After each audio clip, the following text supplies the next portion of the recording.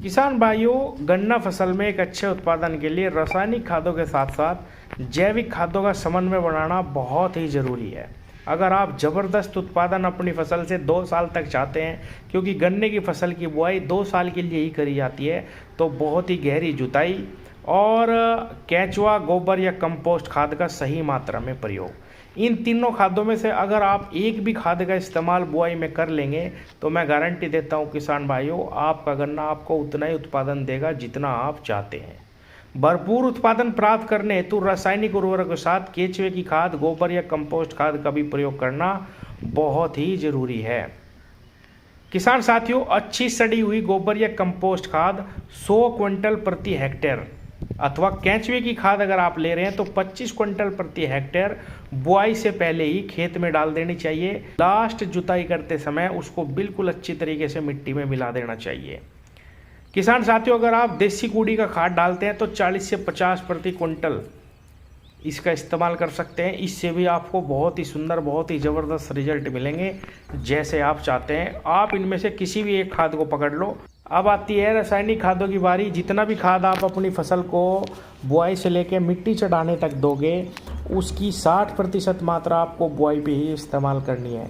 मैं आपको खाद बता रहा हूँ, उसको 3 भाग में आप बांट लीजिए किसान भाइयों।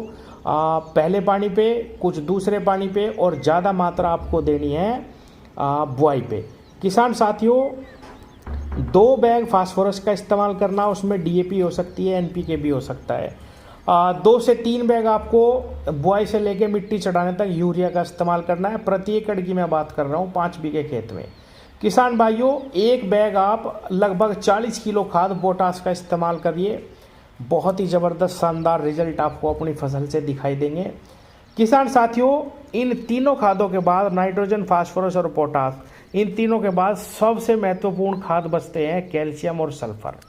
इनका इस्तेमाल करना भी बिल्कुल आवश्यक है और इनकी पूर्ति के लिए आप सिंगल सुपर फास्फेट खाद का इस्तेमाल कर सकते हैं। इनके अंदर अच्छी मात्रा में फास्फोरस भी है, सल्फर और कैल्शियम भी है।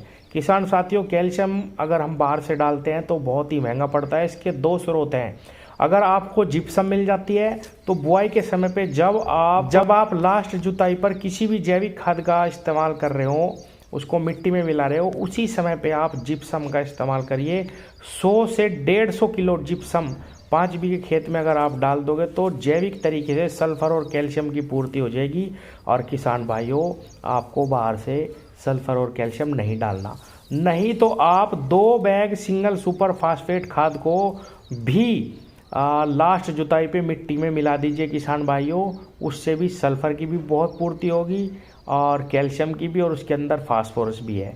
हमें बहुत ही ज़बरदस्त लाभ मिट्टी में मिलाने से बहुत ज़बरदस्त लाभ मिलते हैं अगर हम एसएसपी सिंगल सुपर फास्फेट को लास्ट जुताई पे मिला देते हैं जैविक खादों के साथ ही। तो किसान भाइयों, सारे के सारे पोषक तत्व, जो मेजर पोषक तत्व हैं, नाइट्रोजन, फास्फोरस, पोटास और कैल्शियम और सल्फर, केवल मैग्नीशियम बचता है, उसका आप स्प्रे भी लगा सकते हैं या किसी भी पानी पे आप उसकी पूर्ति पहले पे, दूसरे पे या तीसरे पानी पे या मिट्टी चढ़ाने पर भी आप उसका इस्तेमाल कर सकते हैं। मैग्नीशियम का सारे के सारे पोषक तत्वों की पूर्ति हो जाएगी। और बाद में जब आपकी फसल 2 महीने 3 महीने की हो जाए, केवल आप माइक्रोन्यूट्रिएंट का स्प्रे करते रहना और अतिरिक्त खाद आपको ज़मीन में देने की ज़रूरत नहीं पड़ेगी। ये जो मात्रा बताई है, ये बुआई से लेके तीसरे पानी तक आपको डाल देनी है। आपके हाथ में है, आप इसको कितनी बुआई पे डालते हैं, कितना पहले पानी पे या कितना मिट्टी चढ़ाते वक्त। वैसे मेरे जो सुझाव है किसान भाइयों, ज़्यादा खाद हमें बुआई के समय मिट्टी में ही मिला देनी चाहिए।